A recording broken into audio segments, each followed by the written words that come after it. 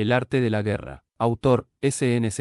Audiolibro, Business Box. INTRODUCCION. Sun Tzu, El arte de la guerra. Sun Tzu fue un general chino que vivió alrededor del siglo V a.C. La colección de ensayos sobre el arte de la guerra atribuida a Sun Tzu es el tratado más antiguo que se conoce sobre el tema. A pesar de su antigüedad, los consejos de Sun Tzu siguen manteniendo vigencia. El arte de la guerra es el mejor libro de estrategia de todos los tiempos. Inspiró a Napoleón, Maquiavelo, Mao Zedong y muchas más figuras históricas. Este libro de 2500 años de antigüedad es uno de los más importantes textos clásicos chinos, en el que, a pesar del tiempo transcurrido, ninguna de sus máximas ha quedado anticuada, ni hay un solo consejo que hoy no sea útil. Pero la obra del general Sun Tzu no es únicamente un libro de práctica militar, sino un tratado que enseña la estrategia suprema de aplicar con sabiduría el conocimiento de la naturaleza humana en los momentos de confrontación.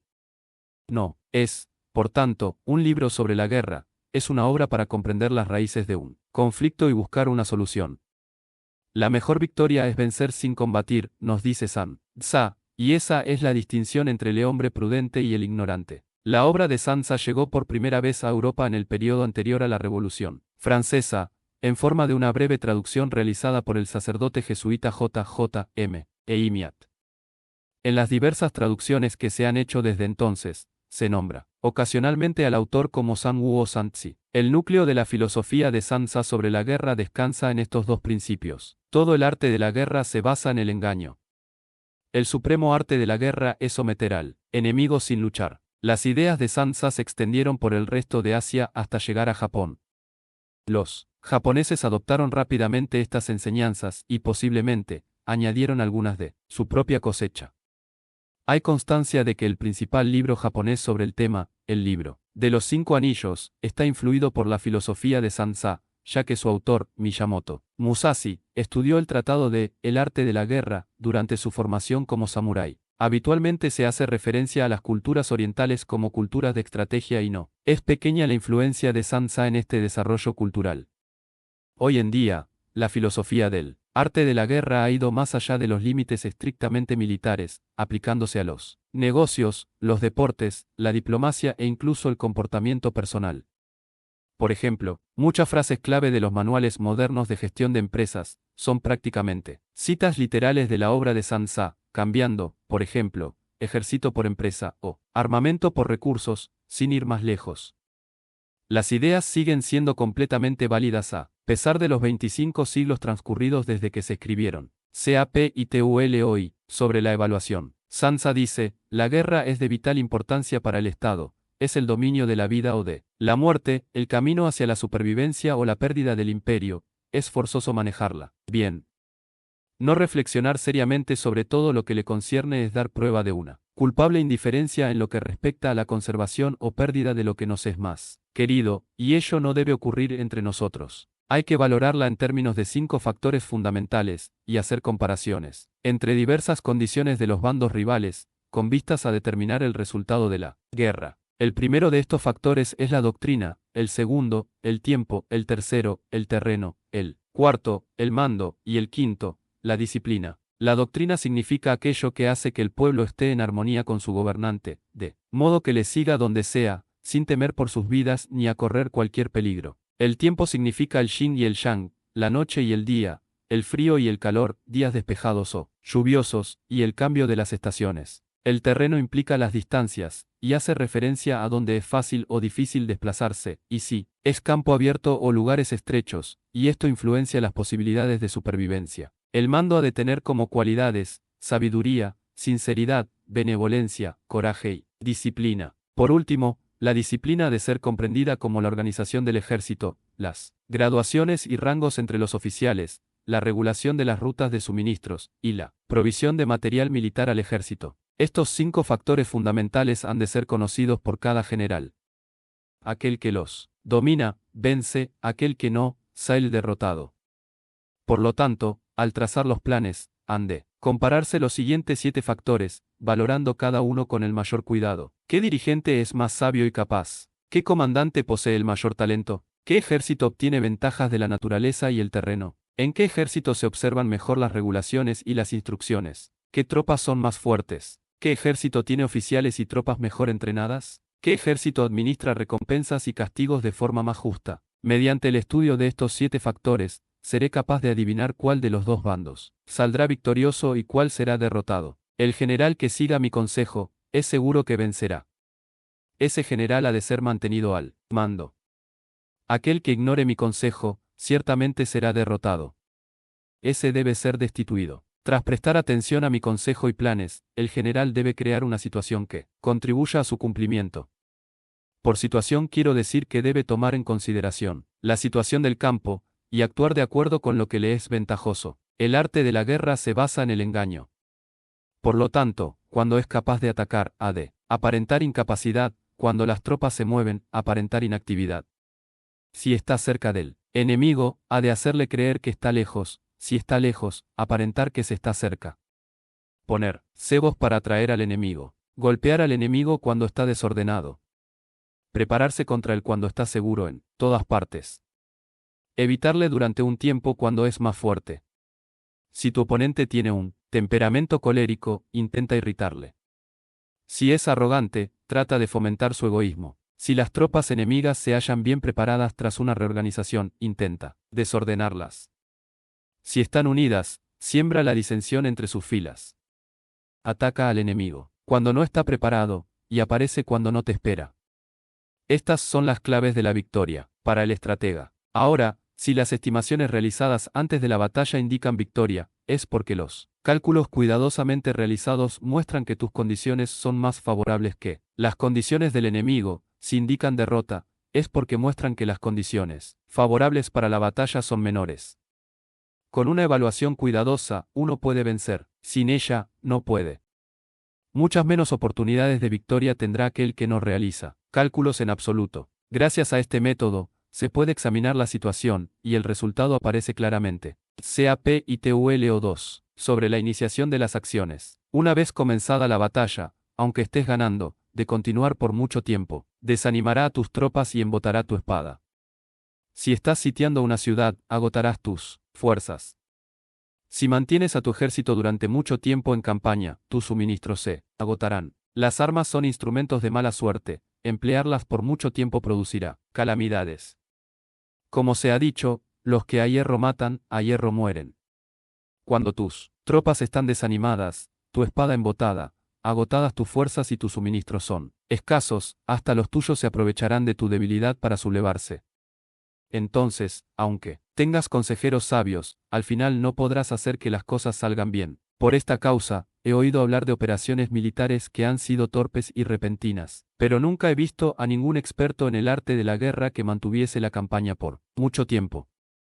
Nunca es beneficioso para un país dejar que una operación militar se prolongue por mucho tiempo. Como se dice comúnmente, sé rápido como el trueno que retumba antes de que hayas podido taparte los oídos, veloz como el relámpago que relumbra antes de haber podido pestañear. Por lo tanto, los que no son totalmente conscientes de la desventaja de servirse de las armas, no pueden ser totalmente conscientes de las ventajas de utilizarlas. Los que utilizan los medios militares con pericia no activan a sus tropas 2 veces, ni proporcionan alimentos en 3 ocasiones, con un mismo objetivo. Esto quiere decir que no se debe movilizar al pueblo más de una vez por campaña, y que, inmediatamente después de alcanzar la victoria no se debe regresar al propio país para hacer una segunda movilización.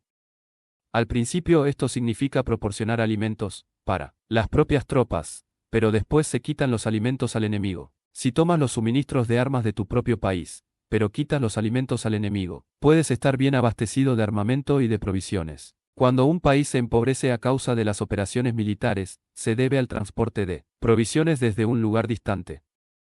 Si las transportas desde un lugar distante, el pueblo se empobrecerá. Los que habitan cerca de donde está el ejército pueden vender sus cosechas a precios elevados, pero se acaba de este modo el bienestar de la mayoría de la población. Cuando se transportan las provisiones muy lejos, la gente se arruina a causa del alto costo. En los mercados cercanos al ejército, los precios de las mercancías se aumentan.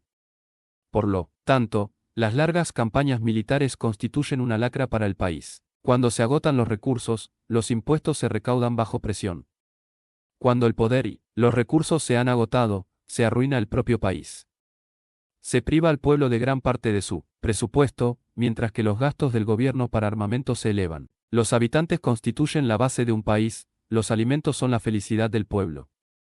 El príncipe debe respetar este hecho y ser sobrio y austero en sus gastos públicos. En consecuencia, un general inteligente lucha por desproveer al enemigo de sus alimentos. Cada porción de alimentos tomados al enemigo equivale a 20 que te suministras a ti mismo. Así pues, lo que arrasa al enemigo es la imprudencia, y la motivación de los tuyos en asumir los beneficios de los adversarios. Cuando recompenses a tus hombres con los beneficios que ostentaban los adversarios, los harás luchar por propia iniciativa, y así podrás tomar el poder y la influencia que tenía el enemigo.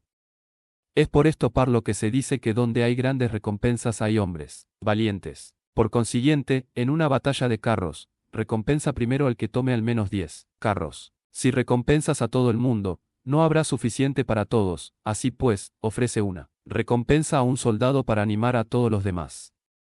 Cambia sus colores, de los soldados enemigos hechos prisioneros, utilízalos mezclados con los tuyos. Trata bien a los soldados y préstales atención. Los soldados prisioneros deben ser bien tratados, para conseguir que en el futuro luchen para ti. A esto se llama vencer al adversario e incrementar, por añadidura, tus propias fuerzas. Si utilizas al enemigo para derrotar al enemigo, serás poderoso en cualquier lugar a donde vayas. Así pues, lo más importante en una operación militar es la victoria y no la persistencia. Esta última no es beneficiosa. Un ejército es como el fuego, si no lo apagas, se consumirá por sí mismo. Por lo tanto, sabemos que el que está a la cabeza del ejército está a cargo de las vidas de los habitantes y de la seguridad de la nación. Capítulo 3. Sobre las proposiciones de la victoria y la derrota. Como regla general, es mejor conservar a un enemigo intacto que destruirlo. Capturar a sus soldados para conquistarlos y dominas a sus jefes. Un general decía, practica las artes marciales, calcula la fuerza de tus adversarios, haz que pierdan su ánimo y dirección, de manera que aunque el ejército enemigo esté intacto sea inservible, esto es ganar sin violencia. Si destruyes al ejército enemigo y matas a sus generales, asaltas sus defensas disparando, reúnes a una muchedumbre y usurpas un territorio, todo esto es ganar por la fuerza. Por esto, los que ganan todas las batallas no son realmente profesionales, los que consiguen que se rindan impotentes los ejércitos ajenos sin luchar son los mejores maestros del arte de la guerra. Los guerreros superiores atacan mientras los enemigos están proyectando sus planes.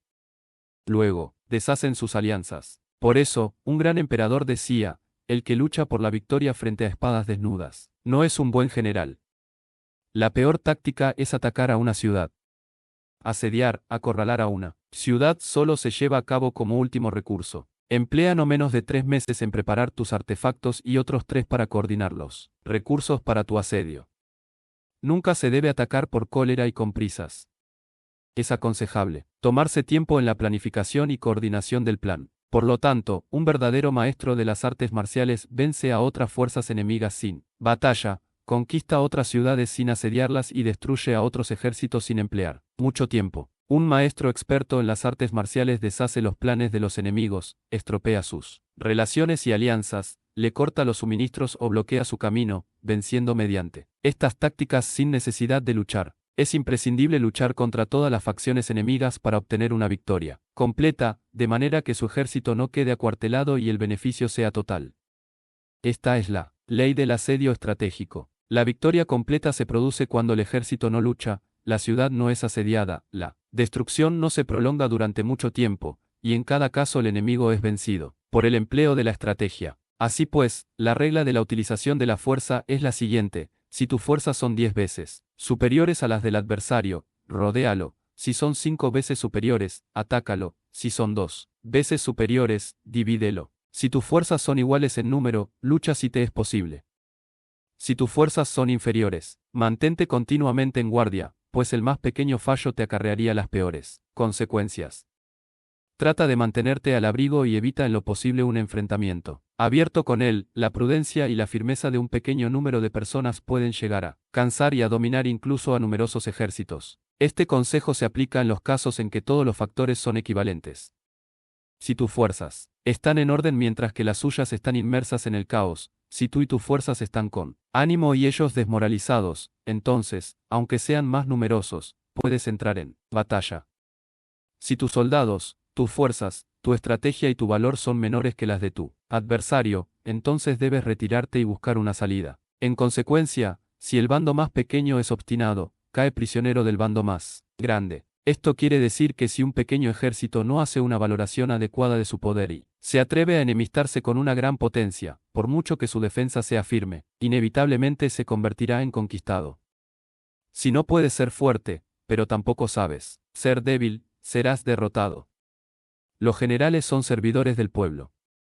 Cuando su servicio es completo, el pueblo es fuerte. Cuando su servicio es defectuoso, el pueblo es débil. Así pues, existen tres maneras en las que un príncipe lleva al ejército al desastre.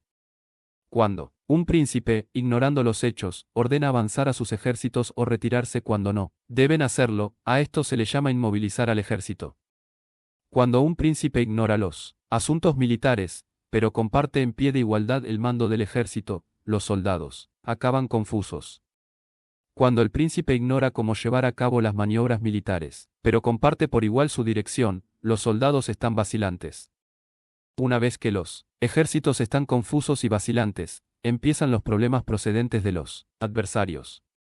A esto se le llama perder la victoria por trastornar el aspecto militar. Si intentas utilizar los métodos de un gobierno civil para dirigir una operación militar, la operación será confusa. Triunfan aquellos que saben cuándo luchar y cuándo no, saben discernir cuándo utilizar muchas o pocas tropas. Tienen tropas cuyos rangos superiores e inferiores tienen el mismo objetivo. Se enfrentan con preparativos a enemigos desprevenidos. Tienen generales competentes y no limitados por sus gobiernos civiles. Estas 5 son las maneras de conocer al futuro vencedor. Hablar de que el príncipe sea el que da las órdenes en todo es como el general solicitarle permiso al príncipe para poder apagar un fuego, para cuando sea autorizado, ya no quedan sino cenizas. Si conoces a los demás y te conoces a ti mismo, ni en 100 batallas correrás peligro, si no conoces a los demás, pero te conoces a ti mismo, perderás una batalla y ganarás otra. Si no conoces a los demás ni te conoces a ti mismo, correrás peligro en cada batalla. CAP y TULO 4. Sobre la medida en la disposición de los medios. Antiguamente, los guerreros expertos se hacían a sí mismos invencibles en primer lugar y, después aguardaban para descubrir la vulnerabilidad de sus adversarios. Hacerte invencible significa conocerte a ti mismo, aguardar para descubrir la vulnerabilidad del adversario significa conocer a los demás.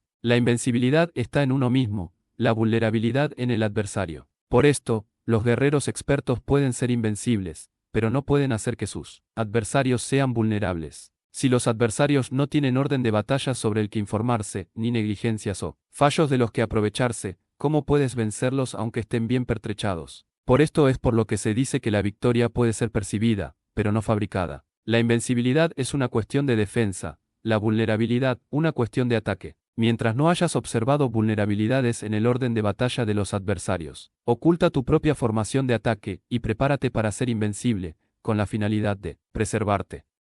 Cuando los adversarios tienen órdenes de batalla vulnerables, es el momento de salir a atacarlos. La defensa es para tiempos de escasez, el ataque para tiempos de abundancia. Los expertos en defensa se esconden en las profundidades de la tierra, los expertos en maniobras de ataque se esconden en las más elevadas alturas del cielo. De esta manera, pueden protegerse y lograr la victoria total. En situaciones de defensa, acalláis las voces y borráis las huellas, escondidos como fantasmas y espíritus bajo tierra, invisibles para todo el mundo. En situaciones de ataque, vuestro movimiento es rápido y vuestro grito fulgurante, veloz como el trueno y el relámpago, para los que no se puede uno preparar aunque vengan del cielo. Prever la victoria cuando cualquiera la puede conocer no constituye verdadera destreza. Todo el mundo elogia la victoria ganada en batalla, pero esa victoria no es realmente tan buena. Todo el mundo elogia la victoria en la batalla, pero lo verdaderamente deseable es poder ver el mundo de lo sutil y darte cuenta del mundo de lo oculto, hasta el punto de ser capaz de alcanzar la victoria donde no existe forma. No se requiere mucha fuerza para levantar un cabello, no es necesario tener una vista aguda para ver el sol y la luna, ni se necesita tener mucho oído para escuchar el retumbar del trueno. Lo que todo el mundo conoce no se llama sabiduría, la victoria sobre los demás obtenida por medio de la batalla no se considera una buena victoria. En la antigüedad, los que eran conocidos como buenos guerreros vencían cuando era fácil vencer. Si solo eres capaz de asegurar la victoria tras enfrentarte a un adversario en un conflicto armado, esa victoria es una dura victoria. Si eres capaz de ver lo sutil y de darte cuenta de lo oculto, irrumpiendo antes del orden de batalla, la victoria así obtenida es una victoria fácil. En consecuencia, las victorias de los buenos guerreros no destacan por su inteligencia o su bravura. Así pues, las victorias que ganan en batalla no son debidas a la suerte. Sus victorias no son casualidades, sino que son debidas a haberse situado previamente en posición de poder ganar con seguridad, imponiéndose sobre los que ya han perdido de antemano. La gran sabiduría no es algo obvio, el mérito grande no se anuncia. Cuando eres capaz de ver lo sutil, es fácil ganar. ¿Qué tiene esto que ver con la inteligencia o la bravura? Cuando se resuelven los problemas antes de que surjan, ¿quién llama a esto inteligencia? Cuando hay victoria sin batalla, ¿quién habla de bravura? Así pues, los buenos guerreros toman posición en un terreno en el que no pueden perder, y no pasan por alto las condiciones que hacen a su adversario proclive a la derrota. En consecuencia, un ejército victorioso gana primero y entabla la batalla después, un ejército derrotado lucha primero e intenta obtener la victoria después. Esta es la diferencia entre los que tienen estrategia y los que no tienen planes premeditados. Los que utilizan bien las armas cultivan el camino y observan las leyes. Así pueden gobernar prevaleciendo sobre los corruptos, servirse de la armonía para desvanecer la oposición, no atacar un ejército inocente, no hacer prisioneros o tomar botín par donde pasa el ejército, no cortar los árboles ni contaminar los pozos, limpiar y purificar los templos de las ciudades y montañas del camino que atraviesas, no repetir los errores de una civilización decadente. A todo esto se llama el camino y sus leyes. Cuando el ejército está estrictamente disciplinado, hasta el punto en que los soldados morirían antes que desobedecer las órdenes, y las recompensas y los castigos merecen confianza y están bien establecidos, cuando los jefes y oficiales son capaces de actuar de esta forma, pueden vencer a un príncipe enemigo corrupto. Las reglas militares son 5: medición, valoración, cálculo, comparación y victoria. El terreno da lugar a las mediciones, estas dan lugar a las valoraciones a los cálculos, estos a las comparaciones, y las comparaciones dan lugar a las victorias. Mediante las comparaciones de las dimensiones puedes conocer dónde se halla la victoria o la derrota. En consecuencia, un ejército victorioso es como 1 kilo comparado con 1 gramo, un ejército derrotado es como 1 gramo comparado con 1 kilo. Cuando el que gana consigue que su pueblo vaya a la batalla como si estuviera dirigiendo una gran corriente de agua hacia un cañón profundo, esto es una cuestión de orden de batalla. Cuando el agua se acumula en un cañón profundo, nadie puede medir su cantidad, lo mismo que nuestra defensa no muestra su forma. Cuando se suelta el agua, se precipita hacia abajo como un torrente, de manera tan irresistible como nuestro propio ataque. Sea P y TUL o V, sobre la firmeza. La fuerza es la energía acumulada o la que se percibe. Esto es muy cambiante. Los expertos son capaces de vencer al enemigo creando una percepción favorable en ellos, así obtener la victoria sin necesidad de ejercer su fuerza. Gobernar sobre muchas personas como si fueran poco es una cuestión de dividirlas en grupos o sectores, es organización. Batallar contra un gran número de tropas como si fueran pocas es una cuestión de demostrar la fuerza, símbolos y señales. Se refiere a lograr una percepción de fuerza y poder en la oposición.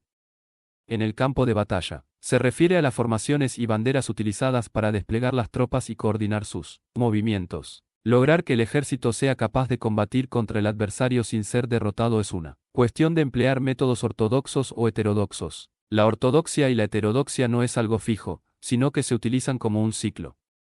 Un emperador que fue un famoso guerrero y administrador hablaba de manipular las percepciones de los adversarios sobre lo que es ortodoxo y heterodoxo, y después atacar inesperadamente, combinando ambos métodos hasta convertirlo en uno, volviéndose así indefinible para el enemigo. Que el efecto de las fuerzas sea como el de piedras arrojadas sobre huevos, es una cuestión de lleno y vacío. Cuando induces a los adversarios a atacarte en tu territorio, su fuerza siempre está vacía, en desventaja, mientras que no compitas en lo que son los mejores, tu fuerza siempre estará llena.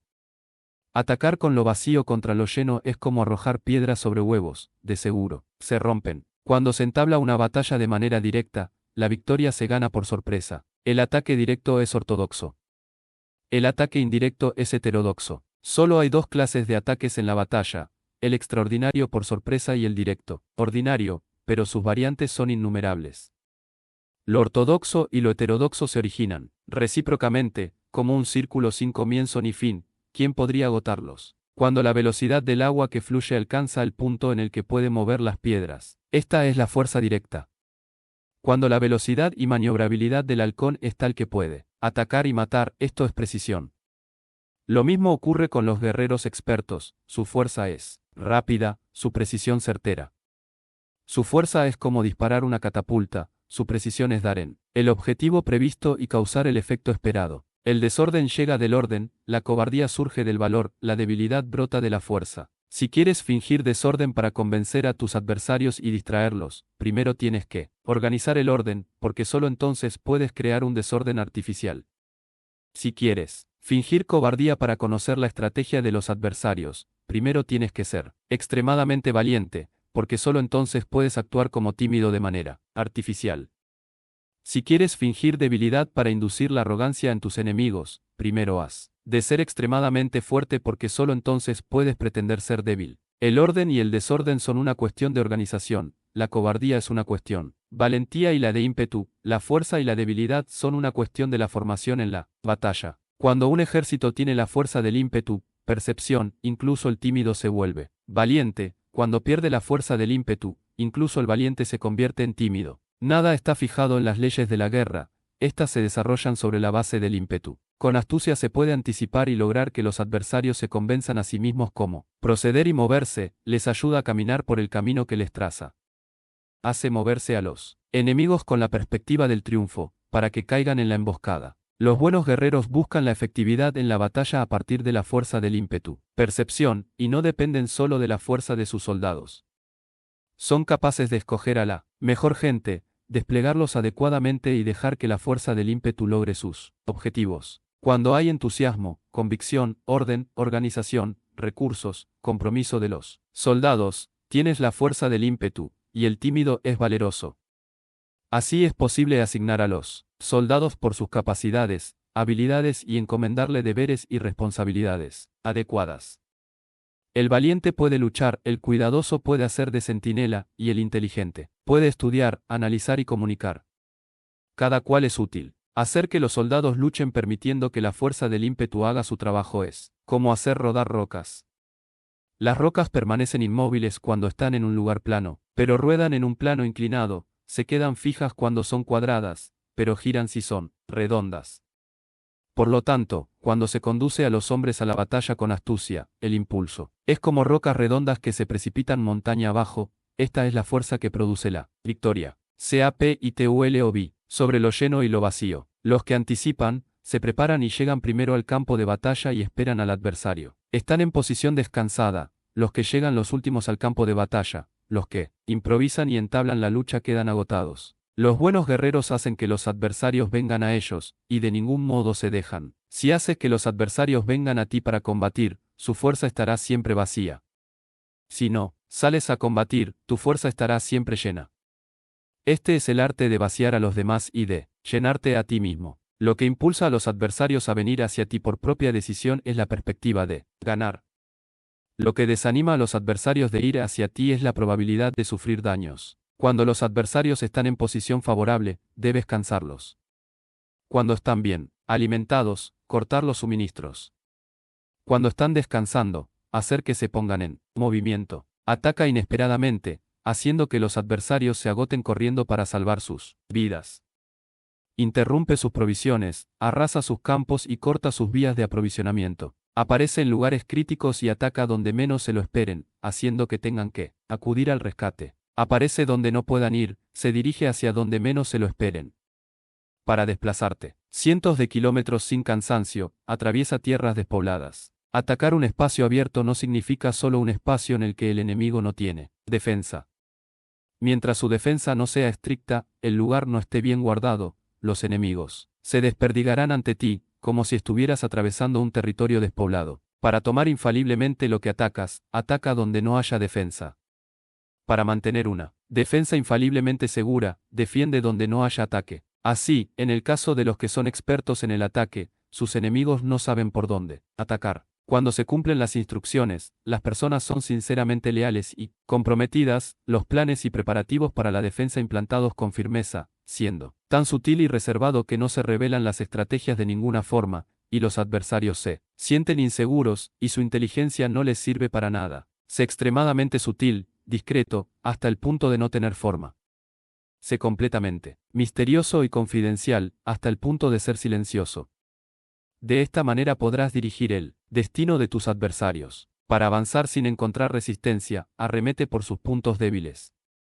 Para retirarte de manera esquiva, sé más rápido que ellos. Las situaciones militares se basan en la velocidad, llega como el viento, muévete como el relámpago, y los adversarios no podrán vencerte. Por lo tanto, cuando quieras entrar en batalla, incluso si el adversario está atrincherado en una posición defensiva, no podrá evitar luchar si atacas en el lugar en el que debe acudir irremediablemente al rescate. Cuando no quieras entrar en batalla, incluso si trazas una línea en el terreno que quieres conservar, el adversario no puede combatir contigo porque le das una falsa pista. Esto significa que cuando los adversarios llegan para atacarte, no luchas con ellos, sino que estableces un cambio estratégico para confundirlos y llenarlos de incertidumbre. Por consiguiente, cuando induces a otros a efectuar una formación, mientras que tú mismo permaneces sin forma, estás concentrado, mientras que tu adversario está dividido. Haz que los adversarios vean como extraordinario lo que es ordinario para ti, haz que vean como ordinario lo que es extraordinario para ti. Esto es inducir al enemigo a efectuar una formación.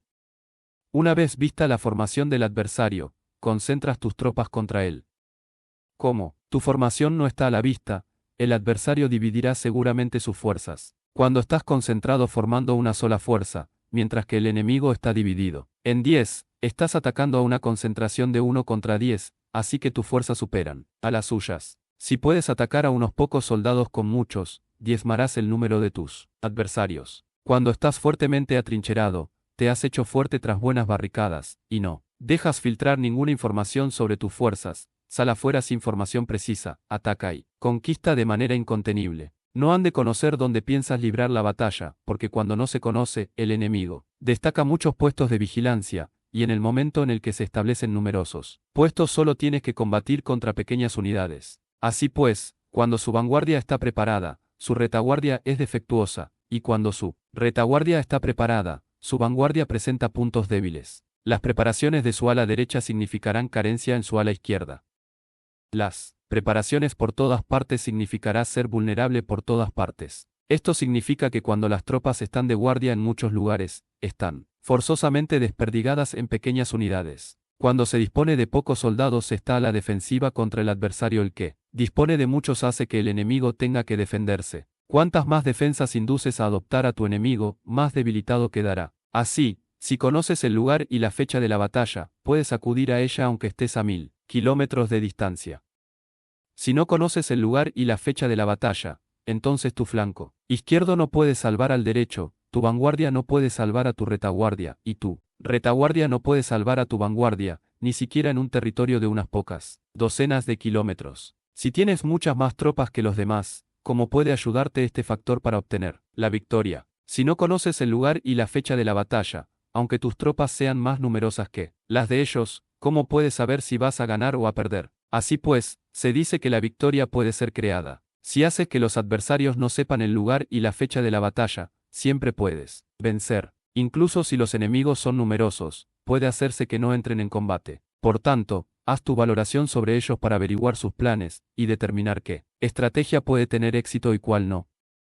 Incítalos a la acción para descubrir cuál es el esquema general de sus movimientos y descansa. Haz algo por o en contra de ellos para su atención, de manera que puedas de ellos para descubrir sus hábitos de comportamiento de ataque y de defensa. Indúcelos a adoptar formaciones específicas, para conocer sus puntos flacos. Esto significa utilizar muchos métodos para confundir y perturbar al enemigo con el objetivo de observar sus formas de respuesta hacia ti. Después de haberlas observado, actúas en consecuencia, de manera que puedes saber qué clase de situaciones significan vida y cuáles significan muerte. Pruébalos para averiguar sus puntos fuertes y sus puntos débiles.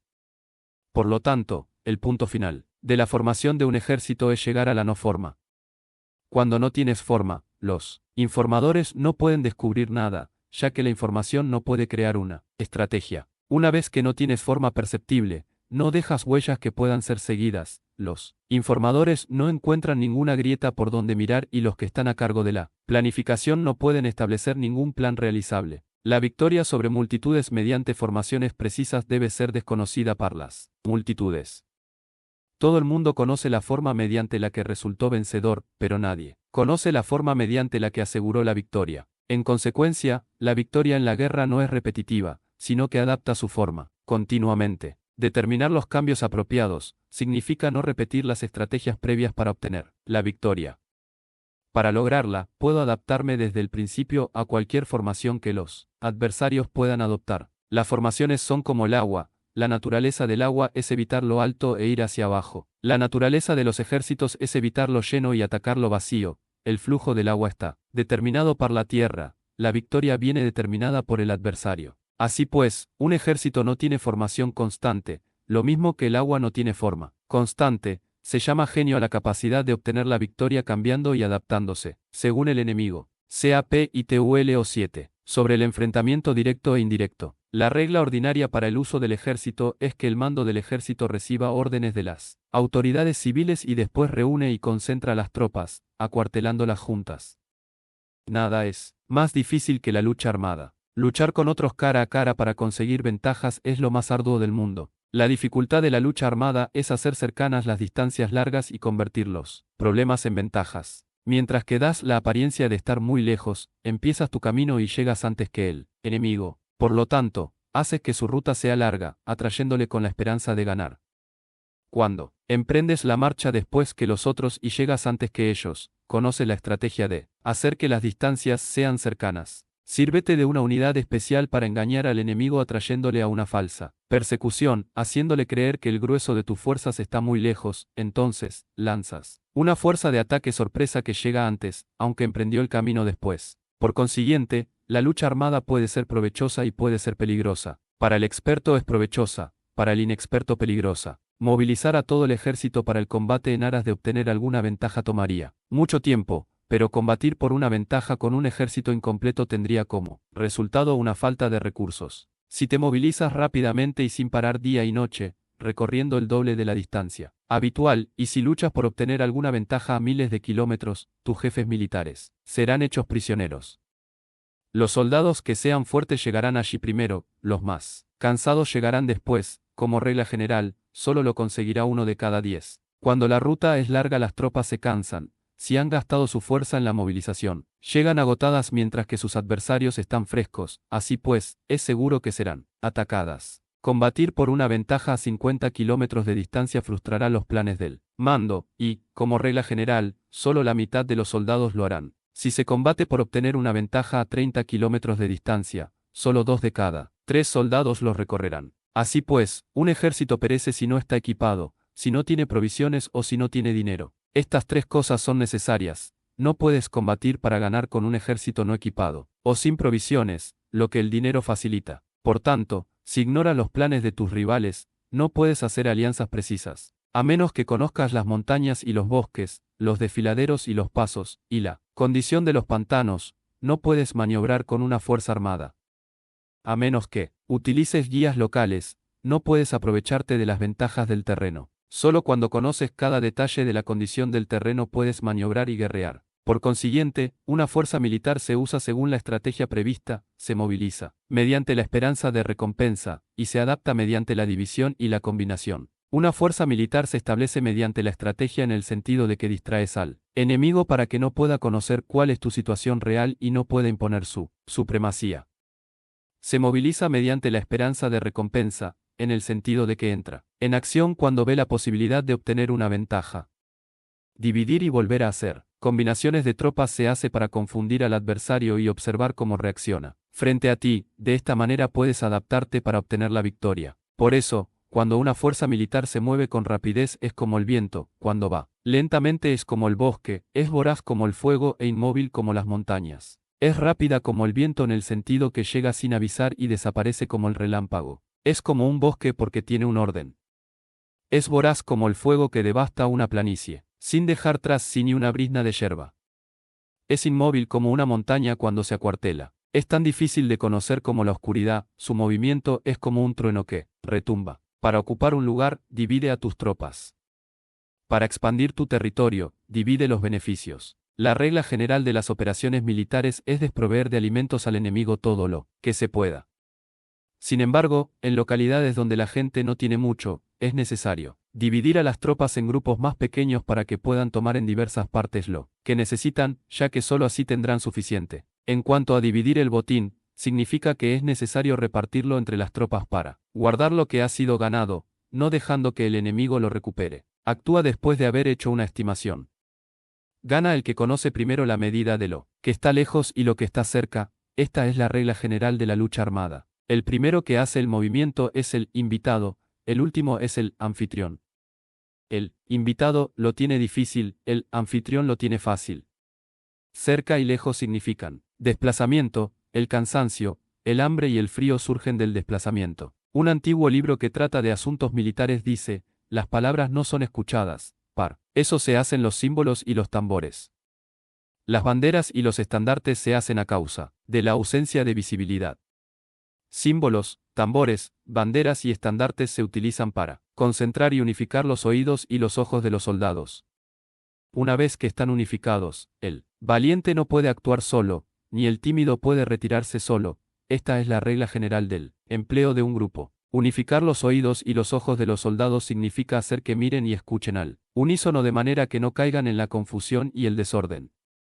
Las señales se utilizan para indicar direcciones e impedir que los individuos vayan a donde se les antoje. Así pues, en batallas nocturnas, utiliza fuegos y tambores, y en batallas diurnas sírvete de banderas y estandartes, para manipular los oídos y los ojos de los soldados. Utiliza muchas señales para confundir las percepciones del enemigo y hacerle temer tu temible poder militar. De esta forma, haces desaparecer la energía de sus ejércitos y desmoralizas a sus generales. En primer lugar, has de ser capaz de mantenerte firme en tu propio corazón, solo entonces puedes desmoralizar a los generales enemigos. Por esto, la tradición afirma que los habitantes de otros tiempos tenían la firmeza para desmoralizar, y la antigua ley de los que conducían carros de combate decía que cuando la mente original es firme, la energía fresca es victoriosa. De este modo, la energía de la mañana está llena de ardor, la del mediodía decae y la energía de la noche se retira. En consecuencia, los expertos en el manejo de las armas prefieren la energía entusiasta, atacan la decadente y la que se bate en retirada. Son ellos los que dominan la energía. Cualquier débil en el mundo se dispone a combatir en un minuto si se siente animado, pero, cuando se trata realmente de tomar las armas y de entrar en batalla, es poseído por la energía. Cuando esta energía se desvanece, se detendrá, estará asustado y se arrepentirá de haber comenzado. La razón por la que esa clase de ejércitos miran por encima del hombro a enemigos fuertes, lo mismo que miran a las doncellas vírgenes, es porque se están aprovechando de su agresividad, estimulada por cualquier causa. Utilizar el orden para enfrentarse al desorden, utilizar la calma para enfrentarse con los que se agitan, esto es dominar el corazón. A menos que tu corazón esté totalmente abierto y tu mente en orden, no puedes esperar ser capaz de adaptarte a responder sin límites, a manejar los acontecimientos de manera infalible, a enfrentarte a dificultades graves e inesperadas sin turbarte, dirigiendo cada cosa, sin confusión. Dominar la fuerza es esperar a los que vienen de lejos, aguardar con toda comodidad a los que se han fatigado, y con el estómago saciado a los hambrientos. Esto es lo que se quiere decir cuando se habla de atraer a otros hacia donde estás, al tiempo que evitas ser inducido a ir hacia donde están ellos. Evitar la confrontación contra formaciones de combate bien ordenadas y no atacar grandes batallones constituye el dominio de la adaptación. Por tanto, la regla general de las operaciones militares es no enfrentarse a una gran montaña, ni oponerse al enemigo de espaldas a esta. Esto significa que si los adversarios están en un terreno elevado, no debes atacarles cuesta arriba, y que cuando efectúan una carga cuesta abajo, no debes hacerles frente. No persigas a los enemigos cuando finjan una retirada, ni ataques tropas expertas. Si los adversarios huyen de repente antes de agotar su energía, seguramente hay emboscadas esperándote para atacar a tus tropas. En este caso, debes retener a tus oficiales, para que no se lancen en su persecución. No consumas la comida de sus soldados. Si el enemigo abandona de repente sus provisiones, estas han de ser probadas antes de ser comidas, por si están envenenadas. No detengas a ningún ejército que esté en camino a su país. Bajo estas circunstancias, un adversario luchará hasta la muerte. Hay que dejarle una salida a un ejército rodeado. Muéstrales una manera de salvar la vida para que no estén dispuestos a luchar hasta la muerte, y así podrás aprovecharte para atacarles. No presiones a un enemigo desesperado. Un animal agotado seguirá luchando, pues esa es la ley de la naturaleza. Estas son las leyes de las operaciones militares. CAP y TULO 8. Sobre los 9 cambios. Por lo general, las operaciones militares están bajo el del gobernante civil para dirigir al ejército. El general no debe levantar su campamento en un terreno difícil. Deja que se establezcan relaciones diplomáticas en las fronteras. No permanezcas en un territorio árido ni aislado. Cuando te halles en un terreno cerrado, prepara alguna estrategia y muévete. Cuando te halles en un terreno mortal, lucha. Terreno cerrado significa que existen lugares escarpados que te rodean por todas partes, de manera que el enemigo tiene movilidad, que puede llegar e irse con libertad, pero a ti te es difícil salir y volver. Cada ruta debe ser estudiada para que sea la mejor. Hay rutas que no debes usar, ejércitos que no han de ser atacados, ciudades que no deben ser rodeadas, terrenos sobre los que no se debe combatir y órdenes de gobernantes civiles que no deben ser obedecidas. En consecuencia, los generales que conocen las variables posibles para aprovecharse del terreno saben cómo manejar las fuerzas armadas. Si los generales no saben cómo adaptarse de manera ventajosa, aunque conozcan la condición del terreno, no pueden aprovecharse de él. Si están al mando de ejércitos, pero ignoran las artes de la total adaptabilidad, aunque conozcan el objetivo a lograr, no pueden hacer que los soldados luchen por él. Si eres capaz de ajustar la campaña a cambiar conforme al ímpetu de las fuerzas, entonces la ventaja no cambia, y los únicos que son perjudicados son los enemigos. Por esta razón, no existe una estructura permanente. Si puedes comprender totalmente este principio, puedes hacer que los soldados actúen en la mejor forma posible. Por lo tanto, las consideraciones de la persona inteligente siempre incluyen el analizar objetivamente el beneficio y el daño. Cuando considera el beneficio, su acción se expande. Cuando considera el daño, sus problemas pueden resolverse. El beneficio y el daño son interdependientes, y los sabios los tienen en cuenta. Por ello, lo que retiene a los adversarios es el daño, lo que les mantiene ocupados es la acción, y lo que les motiva es el beneficio. Cansa a los enemigos manteniéndolos ocupados y no dejándoles respirar. Pero antes de lograrlo, tienes que realizar previamente tu propia labor. Esa labor consiste en desarrollar un ejército fuerte, un pueblo próspero, una sociedad armoniosa y una manera ordenada de vivir. Así pues, la norma general de las operaciones militares consiste en no contar con que el enemigo no acuda, sino confiar en tener los medios de enfrentarte a él, no contar con que el adversario no ataque, sino confiar en poseer lo que no puede ser atacado. Si puedes recordar siempre el peligro cuando estás a salvo y el caos en tiempos de orden, permanece atento al peligro y al caos mientras no tengan todavía forma, y evítalos antes de que se presenten. Esta es la mejor estrategia de todas. Por esto, existen 5 rasgos que son peligrosos en los generales. Los que están dispuestos a morir pueden perder la vida, los que quieren preservar la vida pueden ser hechos prisioneros, los que son dados a los apasionamientos irracionales pueden ser ridiculizados, los que son muy puritanos pueden ser deshonrados, los que son compasivos pueden ser turbados. Si te presentas en un lugar que con toda seguridad los enemigos se precipitarán a defender, las personas compasivas se apresurarán invariablemente a rescatar a sus habitantes, causándose a sí mismos problemas y cansancio. Estos son 5 rasgos que constituyen defectos en los generales y que son desastrosos para las operaciones militares. Los buenos generales son de otra manera, se comprometen hasta la muerte, pero no se aferran a la esperanza de sobrevivir, actúan de acuerdo con los acontecimientos, en forma racional y realista, sin dejarse llevar por las emociones ni estar sujetos a quedar confundidos.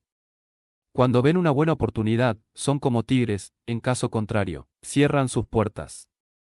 Su acción y su no acción son cuestiones de estrategia, y no pueden ser complacidos ni enfadados. CAP y TULO 9. Sobre la distribución de los medios. Las maniobras militares son el resultado de los planes y las estrategias en la manera más ventajosa para ganar.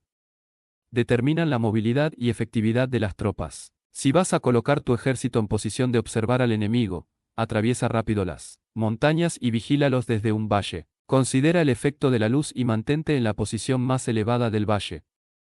Cuando combatas en una montaña, ataca desde arriba hacia abajo y no al revés. Combate estando cuesta abajo y nunca cuesta arriba. Evita que el agua divida tus fuerzas. Aléjate de las condiciones desfavorables lo antes que te sea posible. No te enfrentes a los enemigos dentro del agua. Es conveniente dejar que pasen la mitad de sus tropas y en ese momento dividirlas y atacarlas. No te sitúes río abajo.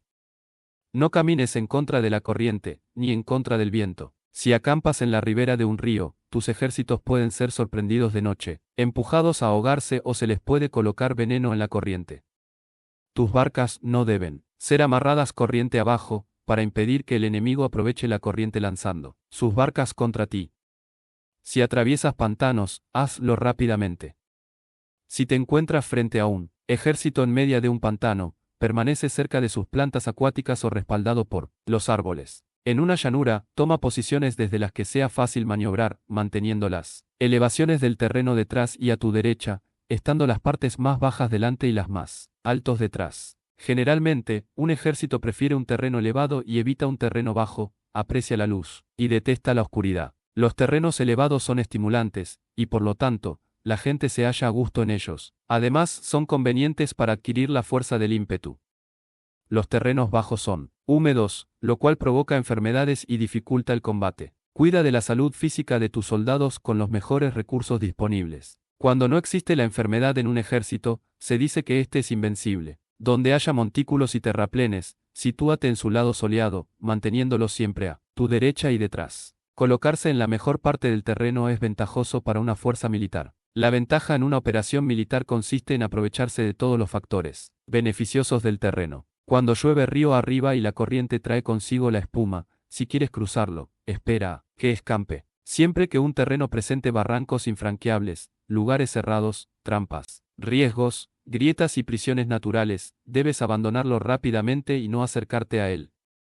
En lo que a mí concierne, siempre me mantengo alejado de estos accidentes del terreno, de manera que los adversarios estén más cerca que yo de ellos, doy la cara a estos accidentes, de manera que queden a espaldas del enemigo. Entonces estás en situación ventajosa, y él tiene condiciones desfavorables. Cuando un ejército se está desplazando, si atraviesa territorios montañosos con muchas corrientes de agua y pozos, o pantanos cubiertos de juncos, o bosques vírgenes llenos de árboles y vegetación, es imprescindible escudriñarlos totalmente y con cuidado, ya que estos lugares ayudan a las emboscadas y a los espías. Es esencial bajar del caballo y escudriñar el terreno, por si existen tropas escondidas para tenderte una emboscada. También podría ser que hubiera espías al acecho observándote y escuchando tus instrucciones y movimientos. Cuando el enemigo está cerca, pero permanece en calma, quiere decir que se halla en una posición fuerte. Cuando está lejos pero intenta provocar hostilidades, quiere que avances. Si, además, su posición es accesible, eso quiere decir que le es favorable. Si un adversario no conserva la posición que le es favorable por las condiciones del terreno, y se sitúa en otro lugar conveniente, debe ser porque existe alguna ventaja táctica para obrar de esta manera. Si se mueven los árboles, es que el enemigo se está acercando.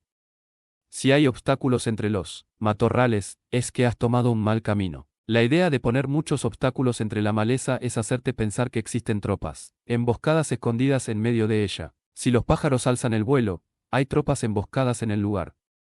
Si los animales están asustados, existen tropas atacantes.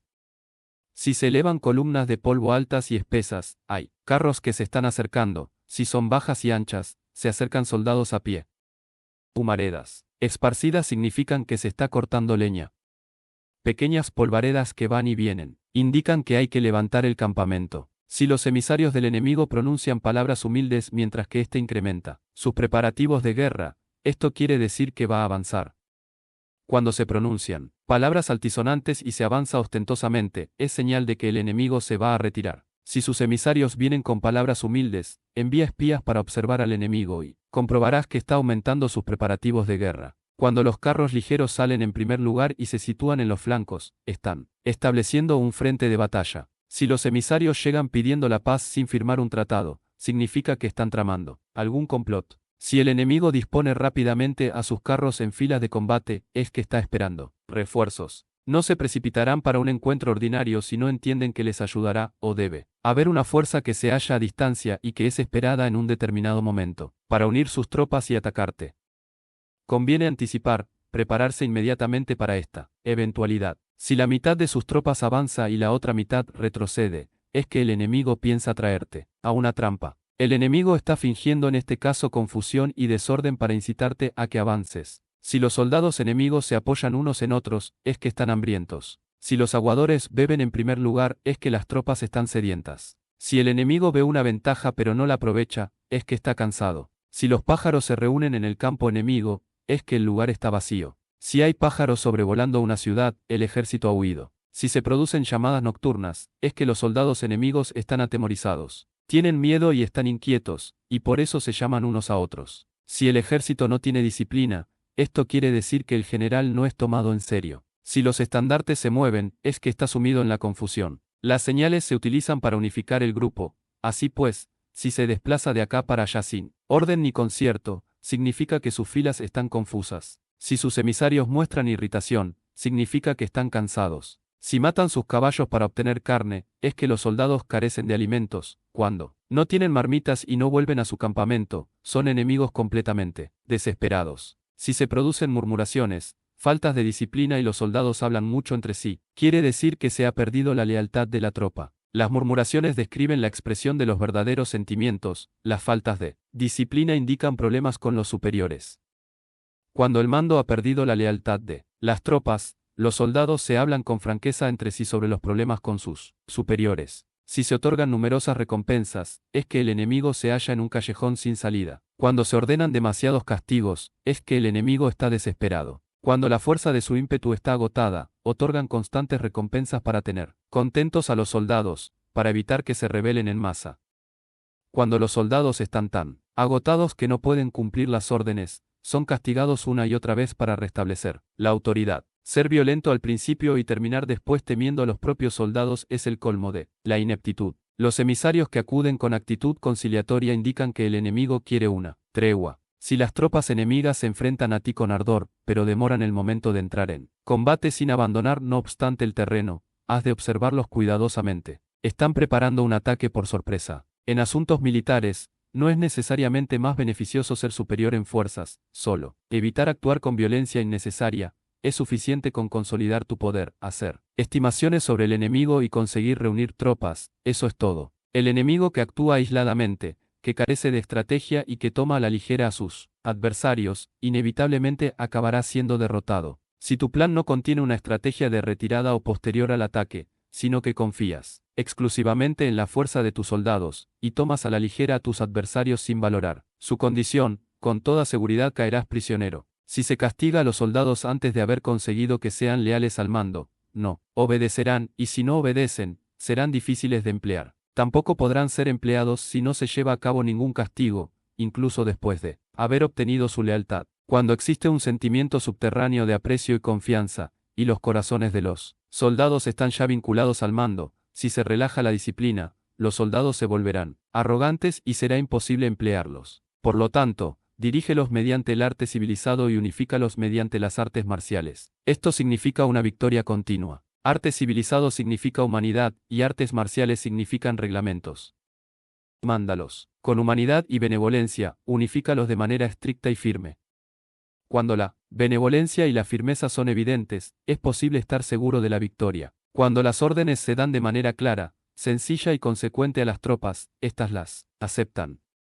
Cuando las órdenes son confusas, contradictorias y cambiantes, las tropas no las aceptan o no las entienden. Cuando las órdenes son razonables, justas, sencillas, claras y consecuentes, existe una satisfacción recíproca entre el líder y el grupo. CAP y TULOX. Sobre la topología. Algunos terrenos son fáciles, otros difíciles, algunos neutros, otros estrechos, accidentados o abiertos. Cuando el terreno sea accesible, sé el primero en establecer tu posición, eligiendo las alturas soleadas, una posición que sea adecuada para transportar los suministros, así tendrás ventaja cuando libres la batalla. Cuando estés en un terreno difícil de salir, estás limitado.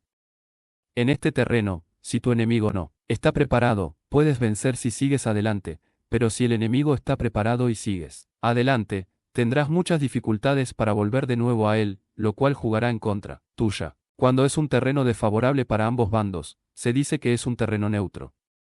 En un terreno neutro, incluso si el adversario te ofrece una ventaja, no te aproveches de ella. Retírate, induciendo a salir a la mitad de las tropas enemigas, y entonces cae sobre él, aprovechándote de esta condición favorable. En un terreno estrecho, si eres el primero en llegar, debes ocuparlo totalmente y esperar al adversario. Si él llega antes, no lo persigas si bloquea los desfiladeros. Persíguelos solo si no los bloquea. En terreno accidentado, si eres el primero en llegar, debes ocupar sus puntos altos y soleados y esperar al adversario. Si éste los ha ocupado antes, retírate y no lo persigas. En un terreno abierto, la fuerza del ímpetu se encuentra igualada, y es difícil provocarle a combatir de manera desventajosa para él. Entender estas 6 clases de terreno es la responsabilidad principal del general, y es imprescindible considerarlos. Estas son las configuraciones del terreno, los generales que las ignoran salen derrotados. Así pues, entre las tropas están las que huyen, las que se retraen, las que se derrumban, las que se rebelan y las que son derrotadas. Ninguna de estas circunstancias constituyen desastres naturales, sino que son debidas a los errores de los generales. Las tropas que tienen el mismo ímpetu, pero que atacan en proporción de 1 contra 10, salen derrotadas. Los que tienen tropas fuertes pero cuyos oficiales son débiles, quedan retraídos. Los que tienen soldados débiles al mando de oficiales fuertes, se verán en apuros. Cuando los oficiales superiores están encolerizados y son violentos, y se enfrentan al enemigo por su cuenta y por despecho, y cuando los generales ignoran sus capacidades, el ejército se desmoronará. Como norma general, para poder vencer al enemigo, todo el mando militar debe tener una sola intención y todas las fuerzas militares deben cooperar. Cuando los generales son débiles y carecen de autoridad, cuando las órdenes no son claras, cuando oficiales y soldados no tienen solidez y las formaciones son anárquicas, se produce revuelta. Los generales que son derrotados son aquellos que son incapaces de calibrar a los adversarios, entran en combate con fuerzas superiores en número o mejor equipadas, y no seleccionan a sus tropas según los niveles de preparación de las mismas. Si empleas soldados sin seleccionar a los preparados de los no preparados, a los arrojados y a los timoratos, te estás buscando tu propia derrota. Estas son las 6 maneras de ser derrotado. La comprensión de estas situaciones es la responsabilidad suprema de los generales y deben ser consideradas. La primera es no calibrar el número de fuerzas, la segunda, la ausencia de un sistema claro de recompensas y castigos, la tercera, la insuficiencia de entrenamiento, la cuarta es la pasión irracional, la quinta es la ineficacia de la ley del orden y la sexta es el fallo de no seleccionar a los soldados fuertes y resueltos. La configuración del terreno puede ser un apoyo para el ejército, para los jefes militares. El curso de la acción adecuada es calibrar al adversario para asegurar la victoria y calcular los riesgos y las distancias. Salen vencedores los que libran batallas conociendo estos elementos, salen derrotados los que luchan ignorándolos. Por lo tanto, cuando las leyes de la guerra señalan una victoria segura es claramente apropiado entablar batalla, incluso si el gobierno ha dado órdenes de no atacar. Si las leyes de la guerra no indican una victoria segura, es adecuado no entrar en batalla, aunque el gobierno haya dado la orden de atacar. De este modo se avanza sin pretender la gloria, se ordena la retirada sin evitar la responsabilidad, con el único propósito de proteger a la población y en beneficio también del gobierno. Así se rinde un servicio valioso a la nación. Avanzar y retirarse en contra de las órdenes del gobierno no se hace por interés personal, sino para salvaguardar las vidas de la población y en auténtico beneficio del gobierno. Servidores de esta talla son muy útiles para un pueblo. Mira por tus soldados como miras por un recién nacido, así estarán dispuestos a seguirte. Hasta los valles más profundos, cuida de tus soldados como cuidas de tus queridos hijos, y morirán gustosamente contigo. Pero si eres tan amable con ellos que no los puedes utilizar, si eres tan indulgente que no les puedes dar órdenes, tan informal que no puedes disciplinarlos, tus soldados serán como niños mimados y, por lo tanto, inservibles. Las recompensas no deben utilizarse solas, ni debe confiarse solamente en los castigos. En caso contrario, las tropas, como niños mimosos, se acostumbran a disfrutar o a quedar resentidas por todo. Esto es dañino y los vuelve inservibles. Si sabes que tus soldados son capaces de atacar, pero ignoras si el enemigo es invulnerable a un ataque, tienes solo la mitad de posibilidades de ganar. Si sabes que tu enemigo es vulnerable a un ataque, pero ignoras si tus soldados son capaces de atacar, solo tienes la mitad de posibilidades de ganar. Si sabes que el enemigo es vulnerable a un ataque, y tus soldados pueden llevarlo a cabo, pero ignoras si la condición del terreno es favorable para la batalla, tienes la mitad de probabilidades de vencer. Por lo tanto, los que conocen las artes marciales no pierden el tiempo cuando efectúan sus movimientos, ni se agotan cuando atacan. Debido a esto se dice que cuando te conoces a ti mismo y conoces a los demás, la victoria no es un peligro. Cuando conoces el cielo y la tierra, la victoria es inagotable. CAP y TUL 11. Sobre las 9 clases de terreno. Conforme a las leyes de las operaciones militares, existen 9 clases de terreno. Si intereses locales luchan entre sí en su propio territorio, a este se le llama terreno de dispersión. Cuando los soldados están apegados a su casa y combaten cerca de su hogar, pueden ser dispersados con facilidad. Cuando penetras en un territorio ajeno, pero no lo haces en profundidad, a este se le llama territorio ligero. Esto significa que los soldados pueden regresar fácilmente. El territorio que puede resultarte ventajoso si lo tomas, y ventajoso al enemigo si es él quien lo conquista, se llama terreno clave. Un terreno de lucha inevitable es cualquier enclave defensivo o paso estratégico. Un territorio igualmente accesible para ti y para los demás se llama terreno de comunicación. El territorio que está rodeado por 3 territorios rivales y es el primero en proporcionar libre acceso a él a todo el mundo se llama terreno de intersección. El terreno de intersección es aquel en el que convergen las principales vías de comunicación uniéndolas entre sí, sé el primero en ocuparlo, y la gente tendrá que ponerse de tu lado. Si lo obtienes, te encuentras seguro, si lo pierdes, corres peligro. Cuando penetras en profundidad en un territorio ajeno, y dejas detrás muchas ciudades y pueblos, a este terreno se le llama difícil. Es un terreno del que es difícil regresar. Cuando atraviesas montañas boscosas, desfiladeros abruptos u otros accidentes difíciles de atravesar, a esto se le llama terreno desfavorable. Cuando el acceso es estrecho y la salida es tortuosa, de manera que una pequeña unidad enemiga puede atacarte, aunque tus tropas sean más numerosas, a este se le llama terreno cercado. Si eres capaz de una gran adaptación, puedes atravesar este territorio. Si solo puedes sobrevivir en un territorio luchando con rapidez, y si es fácil morir si no lo haces, a este se le llama terreno mortal. Las tropas que se encuentran en un terreno mortal están en la misma situación que si se encontraran en una barca que se hunde o en una casa ardiendo. Así pues, no combatas en un terreno de dispersión, no te detengas en un terreno ligero, no ataques en un terreno clave, ocupado por el enemigo, no dejes que tus tropas sean divididas en un terreno de comunicación. En terrenos de intersección, establece comunicaciones, en terrenos difíciles, entra aprovisionado, en terrenos desfavorables. Continúa marchando, en terrenos cercados, haz planes, en terrenos mortales, lucha. En un terreno de dispersión, los soldados pueden huir. Un terreno ligero es cuando los soldados han penetrado en territorio enemigo, pero todavía no tienen las espaldas cubiertas. Por eso, sus mentes no están realmente concentradas y no están listos para la batalla. No es ventajoso atacar al enemigo en un terreno clave, lo que es ventajoso es llegar el primero a él. No debe permitirse que quede aislado el terreno de comunicación, para poder servirse de las rutas de suministros. En terrenos de intersección, estarás a salvo si estableces alianzas. Si las pierdes, te encontrarás en peligro. En terrenos difíciles, entrar aprovisionado significa reunir todo lo necesario para estar allí mucho tiempo. En terrenos desfavorables, ya que no puedes atrincherarte en ello, debes apresurarte a salir. En terrenos cercados, introduce tácticas sorpresivas. Si las tropas caen en un terreno mortal, todo el mundo luchará de manera espontánea. Por esto se dice, sitúa a las tropas en un terreno mortal y sobrevivirán. Los que eran antes considerados como expertos en el arte de la guerra eran capaces de hacer que el enemigo perdiera contacto entre su vanguardia y su retaguardia, la confianza entre las grandes y las pequeñas unidades, el interés recíproco para el bienestar de los diferentes rangos, el apoyo mutuo entre gobernantes y gobernados, el alistamiento de soldados y la coherencia de sus ejércitos.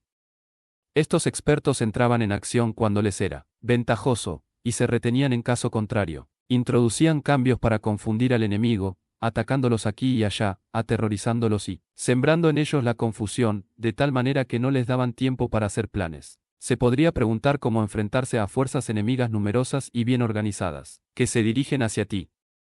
La respuesta es quitarles en primer lugar algo que aprecien, y después te escucharán. La rapidez de acción es el factor esencial de la condición de la fuerza militar, aprovechándose de los errores de los adversarios, desplazándose por caminos que no esperan y atacando cuando no están en guardia. Esto significa que para aprovecharse de la falta de preparación, de visión y de cautela de los adversarios, es necesario actuar con rapidez, y que si dudas, esos errores no te servirán de nada. En una invasión, por regla general, cuanto más se adentran los invasores en el territorio ajeno, más fuertes se hacen, hasta el punto de que el gobierno nativo no puede ya expulsarlos. Escoge campos fértiles, y las tropas tendrán suficiente para comer. Cuida de su salud y evita el cansancio, consolida su energía, aumenta su fuerza. Que los movimientos de tus tropas y la preparación de tus planes sean insondables. Consolida la energía más entusiasta de tus tropas, ahorra las fuerzas sobrantes, mantén en secreto tus formaciones y tus planes, permaneciendo insondable para los enemigos, y espera a que se produzca un punto vulnerable para avanzar. Sitúa a tus tropas en un punto que no tenga salida, de manera que tengan que morir antes de poder escapar. Porque, ante la posibilidad de la muerte, que no estarán dispuestas a hacer, Los guerreros dan entonces lo mejor de sus fuerzas. Cuando se hallan ante un grave peligro, pierden el miedo. Cuando no hay ningún sitio donde ir, permanecen firmes. Cuando están totalmente implicados en un terreno, se aferran a él. Si no tienen otra opción, lucharán hasta el final. Por esta razón, los soldados están vigilantes sin tener que ser estimulados, se alistan sin tener que ser llamados a filas, son amistosos sin necesidad de promesas, y se puede confiar en ellos sin necesidad de órdenes. Esto significa que cuando los combatientes se encuentran en peligro de muerte, sea cual sea su rango, todos tienen el mismo objetivo, y, por lo tanto, están alertas sin necesidad de ser estimulados. Tienen buena voluntad de manera espontánea y sin necesidad de recibir órdenes, y puede confiarse de manera natural en ellos sin promesas ni necesidad de jerarquía. Prohíbe los augurios para evitar las dudas, y los soldados nunca te abandonarán. Si tus soldados no tienen riquezas, no es porque las desdeñen. Si no tienen más longevidad, no es porque no quieran vivir más tiempo. El día en que se da la orden de marcha, los soldados lloran. Así pues, una operación militar preparada con pericia debe ser como una serpiente veloz, que contraataca con su cola cuando alguien le ataca por la cabeza, contraataca con la cabeza, cuando alguien le ataca por la cola y contraataca con cabeza y cola, cuando alguien le ataca por el medio. Esta imagen representa el método de una línea de batalla que responde velozmente cuando es atacada. Un manual de 8 formaciones clásicas de batalla dice: haz del frente la retaguardia, haz de la retaguardia el frente, con 4 cabezas y 8 colas. Haz que la cabeza esté en todas partes, y cuando el enemigo arremeta por el centro, cabeza y cola acudirán al rescate. Puede preguntarse la cuestión de si es posible hacer que una fuerza militar sea como una serpiente rápida. La respuesta es afirmativa. Incluso las personas que se tienen antipatía, encontrándose en el mismo barco, se ayudarán entre sí en caso de peligro de zozobrar. Es la fuerza de la situación la que hace que esto suceda. Por esto, no basta con depositar la confianza en caballos atados y ruedas fijadas. Se atan los caballos para formar una línea de combate estable, y se fijan las ruedas para hacer que los carros no se puedan mover. Pero aún así, esto no es suficientemente seguro ni se puede confiar en ello. Es necesario permitir que haya variantes a los cambios que se hacen, poniendo a los soldados en situaciones mortales, de manera que combatan de forma espontánea y se ayuden unos a otros codo con codo. Este es el camino de la seguridad y de la obtención de una victoria cierta. La mejor organización es hacer que se exprese el valor y mantenerlo constante. Tener éxito, tanto con tropas débiles como con tropas aguerridas, se basa en la configuración de las circunstancias. Si obtienes la ventaja del terreno, puedes vencer a los adversarios, incluso con tropas ligeras y débiles. ¿Cuánto más te sería posible si tienes tropas poderosas y aguerridas? Lo que hace posible la victoria a ambas clases de tropas es las circunstancias del terreno. Por lo tanto, los expertos en operaciones militares logran la cooperación de la tropa, de tal manera que dirigir un grupo es como dirigir a un solo individuo que no tiene más que una sola opción. Corresponde al general ser tranquilo, reservado, justo y metódico. Sus planes son tranquilos y absolutamente secretos para que nadie pueda descubrirlos.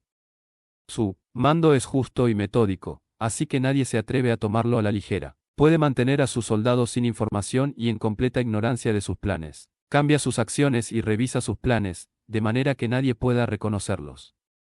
Cambia de lugar su emplazamiento y se desplaza por caminos sinuosos, de manera que nadie pueda anticiparse. Puedes ganar cuando nadie puede entender en ningún momento cuáles son tus intenciones. Dice un gran hombre: el principal engaño que se valora en las operaciones militares no se dirige solo a los enemigos, sino que empieza por las propias tropas, para hacer que le sigan a uno sin saber a dónde van. Cuando un general fija una meta a sus tropas, es como él, que sube a un lugar elevado y después retira la escalera. Cuando un general se adentra muy en el interior del territorio enemigo, está poniendo a prueba todo su potencial. Ha hecho quemar las naves a sus tropas y destruir sus casas, así las conduce como un rebaño y todos ignoran hacia dónde se encaminan. Incumbe a los generales reunir a los ejércitos y ponerlos en situaciones peligrosas.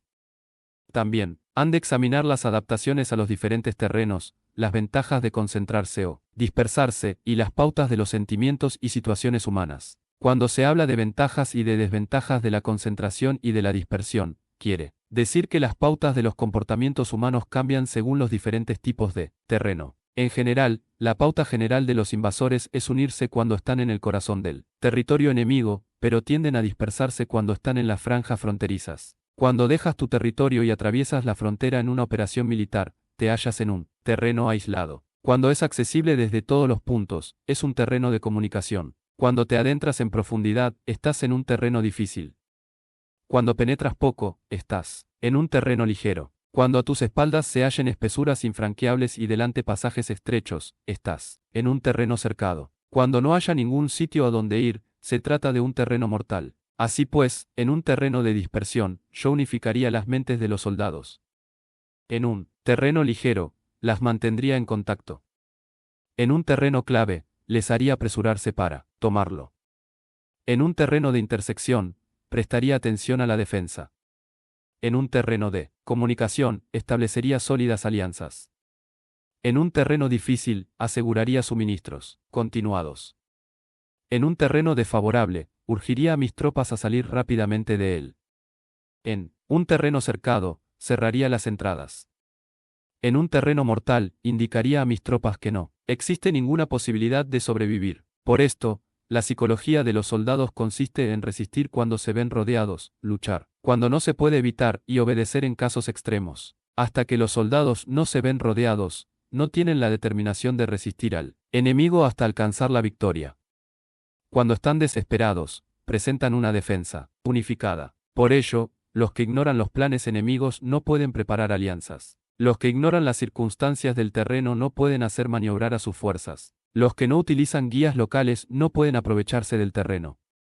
Los militares de un gobierno eficaz deben conocer todos estos factores. Cuando el ejército de un gobierno eficaz ataca a un gran territorio, el pueblo no se puede unir.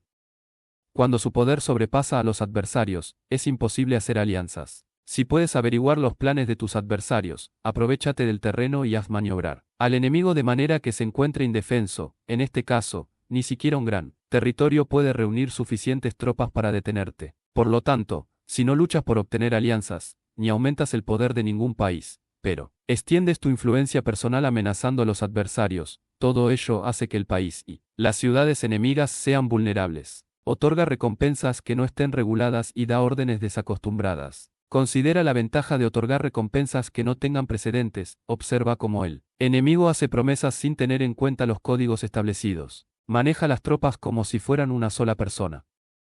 Empléalas en tareas reales, pero no les hables. Motívalas con recompensas, pero no les comentes los perjuicios posibles. Emplea a tus soldados solo en combatir, sin comunicarles tu estrategia. Déjales conocer los beneficios que les esperan, pero no les hables de los daños potenciales. Si la verdad se filtra, tu estrategia puede hundirse. Si los soldados empiezan a preocuparse, se volverán vacilantes y temerosos. Colócalos en una situación de posible exterminio, y entonces lucharán para vivir. Ponles en peligro de muerte, y entonces sobrevivirán.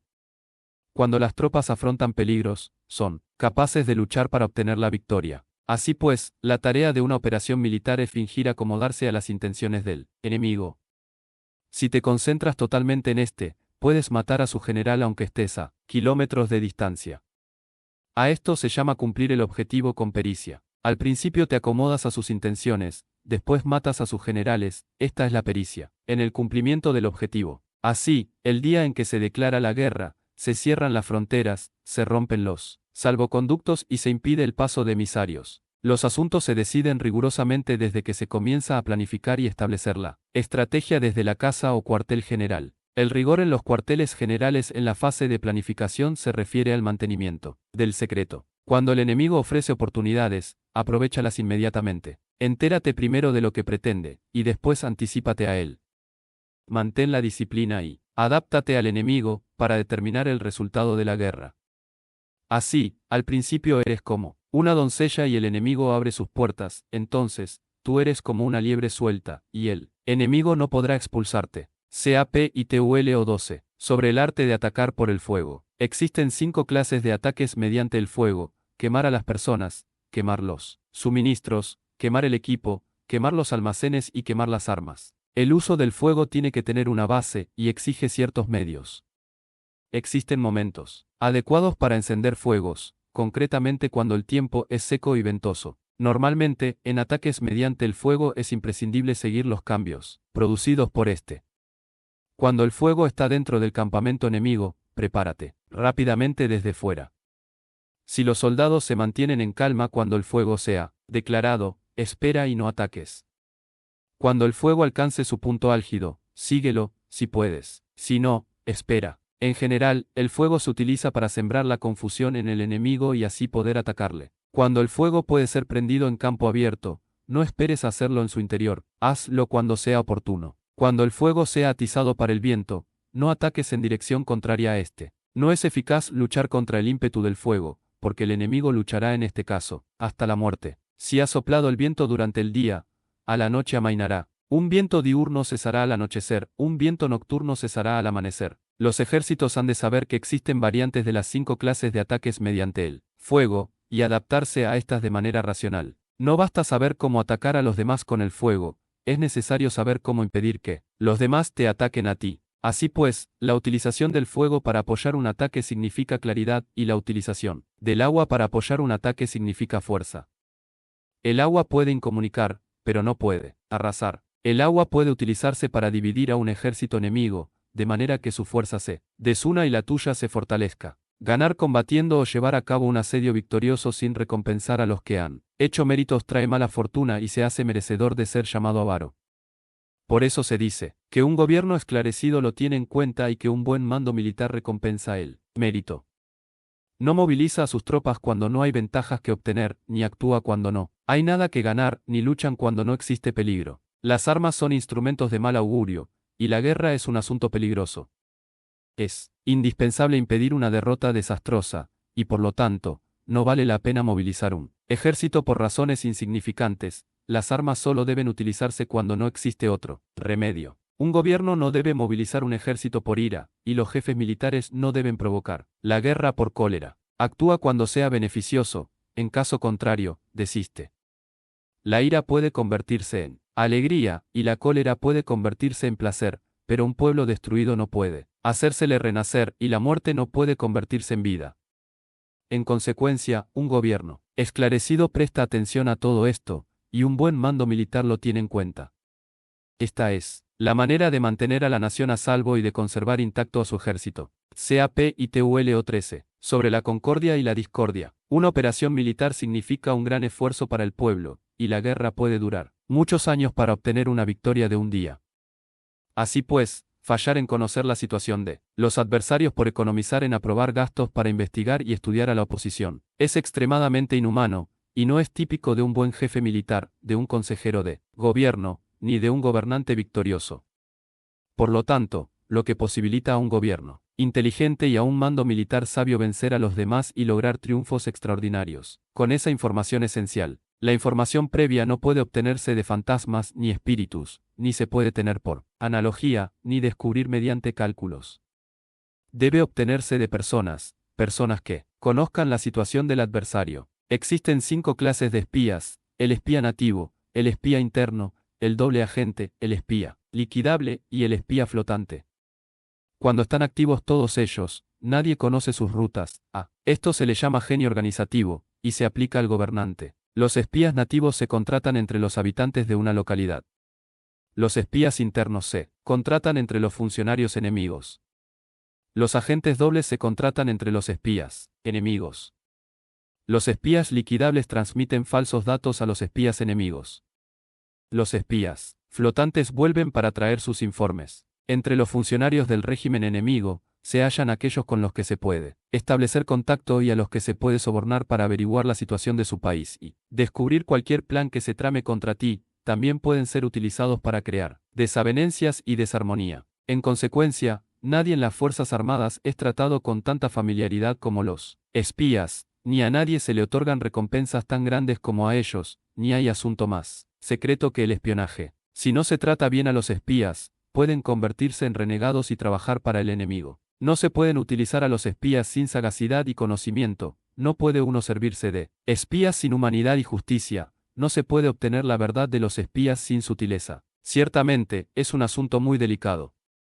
Los espías son útiles en todas partes. Cada asunto requiere un conocimiento previo. Si algún asunto de espionaje es divulgado antes de que el espía haya informado, este y el que lo haya divulgado deben eliminarse. Siempre que quieras atacar a un ejército, asediar una ciudad o atacar a una persona, has de Conocer previamente la identidad de los generales que la defienden, de sus aliados, sus visitantes, sus centinelas y de sus criados. Así pues, haz que tus espías averigüen todo sobre ellos. Siempre que vayas a atacar y a combatir, debes conocer primero los talentos de los servidores del enemigo, y así puedes enfrentarte a ellos según sus capacidades. Debes buscar a agentes enemigos que hayan venido a espiarte, sobornarlos e inducirlos a pasarse a tu lado, para poder utilizarlos como agentes dobles.